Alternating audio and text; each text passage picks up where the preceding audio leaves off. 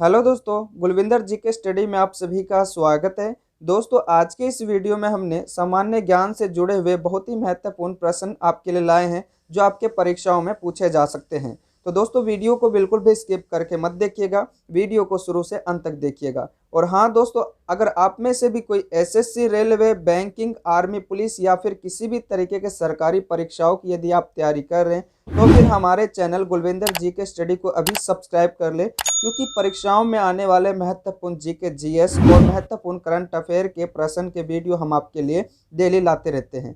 तो आइए दोस्तों, आज के पहले प्रश्न की तरफ बढ़ते हैं।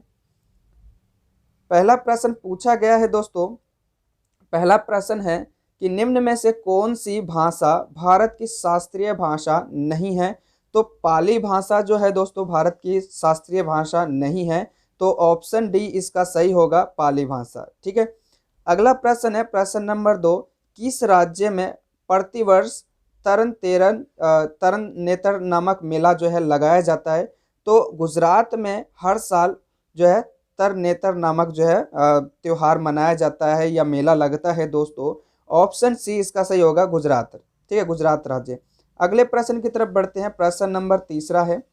प्रश्न नंबर तीसरा है, प्रसिद्ध जो है डकैत फूलन देवी पर जो है फूलन देवी पर आधारित एक फिल्म बना है, इसके निर्देशक कौन थे। तो शेखर कपूर जो है इसके निर्देशक थे दोस्तों। इसका सही उत्तर होगा ऑप्शन सी, शेखर कपूर।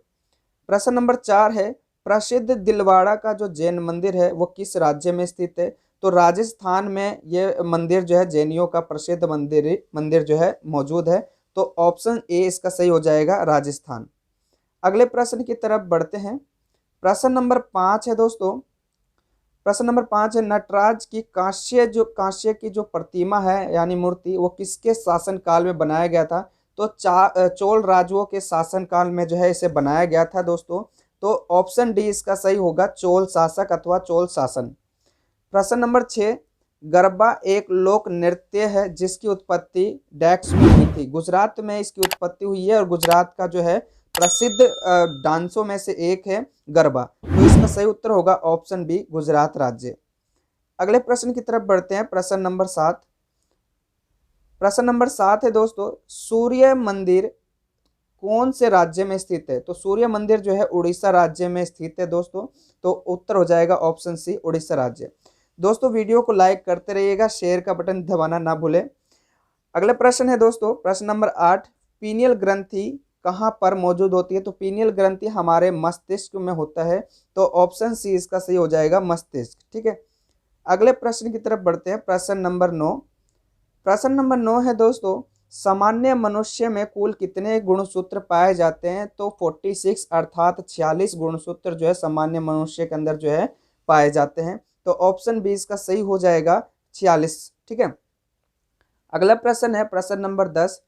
जीवन की वह अवस्था जब शरीर की जनन परिपक्व अथवा विकसित होने लगता है उसको क्या कहा जाता है। तो उसे किशोर अवस्था कहा जाता है दोस्तों। जब शरीर पूरी तरह से एक प्रकार से यंग हो जाता है, दाढ़ी मूंछ निकलना शुरू हो जाता है, गला आवाज भारी आना शुरू हो जाता है, और ये एक तरह से यौवन आरंभ का जो है ना संकेत होता है दोस्तों। तो ऑप्शन बी इसका सही हो जाएगा, किशोर अवस्था। ठीक है।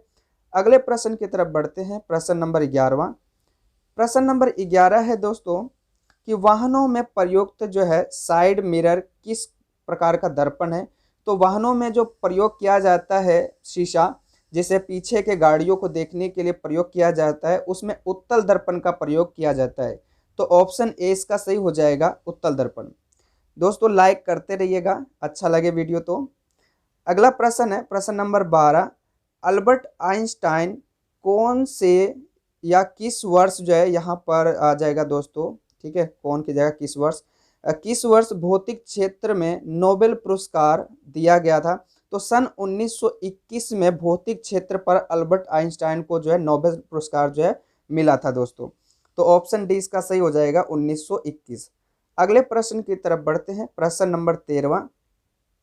प्रश्न नंबर 13 है, किसी वस्तु के आगे पीछे या पीछे आगे होने की गति को क्या कहा जाता है। तो उसे कंपन कहा जाता है दोस्तों। ठीक है। तो ऑप्शन सी हो जाएगा इसका सही, कंपन। प्रश्न नंबर 14। वाल्मीकि टाइगर रिजर्व कहाँ पर स्थित है? तो ये बिहार में उपस्थित है। बिहार के पश्चिमी चंपारण नामक जिले पर ये वाल्मीकि टाइगर जो है रिजर्व है। ये कई बार जो है रेलवे के ग्रुप डी के परीक्षाओं में पूछा गया है ये प्रश्न, तो बहुत ही इंपॉर्टेंट प्रश्न है। तो उत्तर याद रखना दोस्तों, वाल्मीकि टाइगर कहाँ पर स्थित है? तो पश्चिमी चंपारण यानी बिहार राज्य में। ठीक है, अगले प्रश्न की तरफ बढ़ते हैं। प्रश्न नंबर 15वां।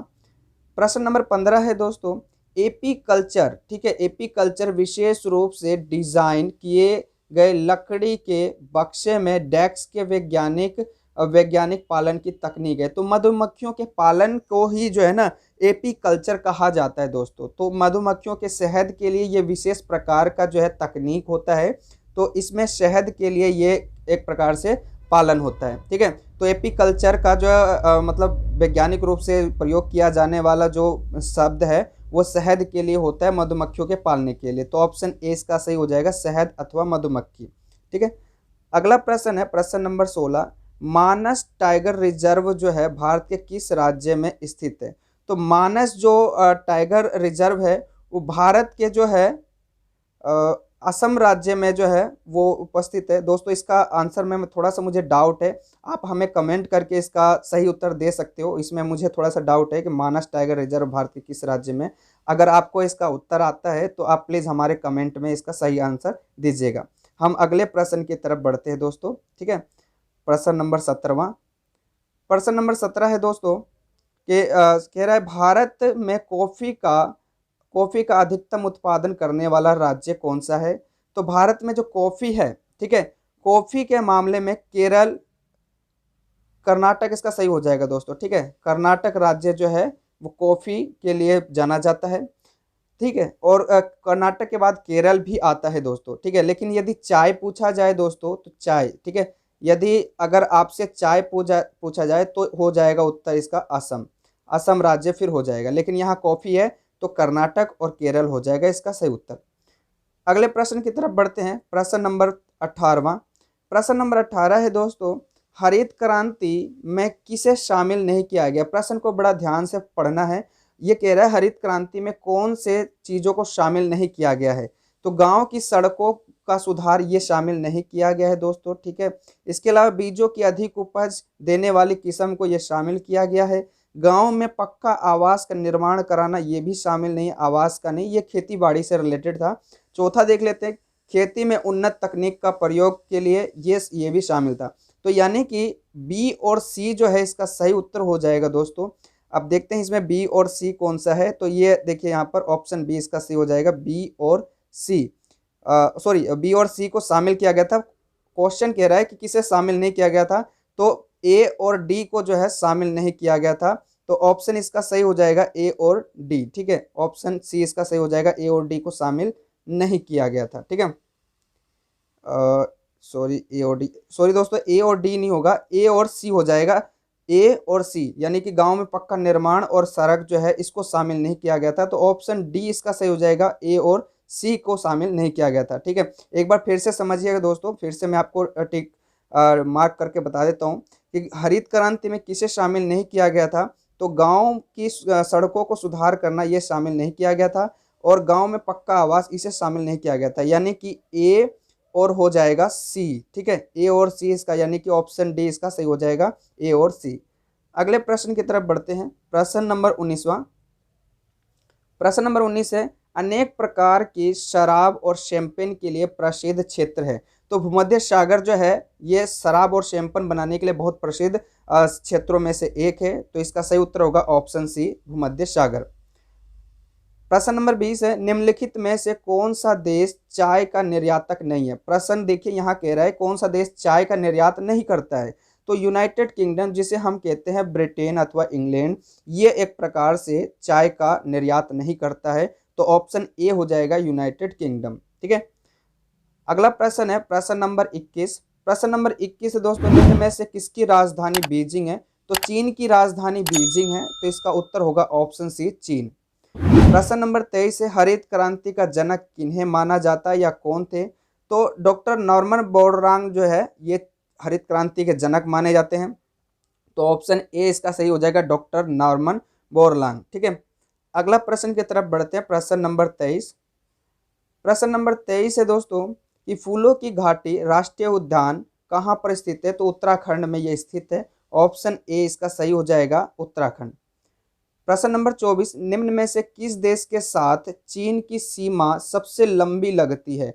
तो चीन की जो सीमा है वो मंगोल देश के साथ जो है सबसे लंबी है दोस्तों। तो इसका सही उत्तर होगा ऑप्शन बी, मंगोल देश। ठीक है, अगले प्रश्न की तरफ बढ़ते हैं। प्रश्न नंबर 25वां। प्रश्न नंबर 25 है, भारत के किस राज्य में सबसे लंबी तटीय रेखा है? तो भारत का गुजरात राज्य जो है वो समुद्री तटीय रेखा में सबसे लंबी मानी जाती है। तो ऑप्शन से इसका सही होगा, गुजरात राज्य। अगले प्रश्न की तरफ बढ़ते दोस्तों, आज की क्लास का आखिरी प्रश्न रहेगा। प्रश्न नंबर 26वां है कि भारत में बंजर भूमि का सबसे बड़ा हिस्सा किस राज्य में है? तो भारत में बंजर भूमि का जो सबसे बड़ा हिस्सा है वो राजस्थान में है, जिसे हम रेगिस्तान के नाम से भी जानते हैं। तो इसका सही उत्तर होगा ऑप्शन डी, इसका सही हो जाएगा राजस्थान। राजस्थान इसका सही उत्तर होगा। तो दोस्तों आज का ये जो है आज की क्लास का 26 इंपॉर्टेंट, बहुत ही इंपॉर्टेंट क्वेश्चन है जो पेपर में पूछे जाते हैं। आपको वीडियो कैसा लगा हमें कमेंट करके ज़रूर बताएं। और दोस्तों यदि आप चैनल में नए हैं तो प्लीज़ हमारे चैनल को सब्सक्राइब कर ले और बेल आइकन को ज़रूर ऑन कर ले, ताकि आने वाले सभी वीडियो की नोटिफिकेशन और वीडियो आप तक पहुँच सके। दोस्तों आज के क्लास के लिए आपका क्वेश्चन है, आपको बताना है कि भारत का ऐसा कौन सा शहर है जिसे पिंक सिटी के नाम से जाना जाता है। ठीक है, एक बार क्वेश्चन को दोबारा सुन लीजिए दोस्तों। भारत का कौन सा ऐसा शहर है जिसे पिंक सिटी के नाम से जाना जाता है? आप अपना जवाब हमें कमेंट बॉक्स में दे सकते हैं। ठीक है, मिलते हैं एक नए वीडियो के साथ, तब तक के लिए दोस्तों जय हिंद।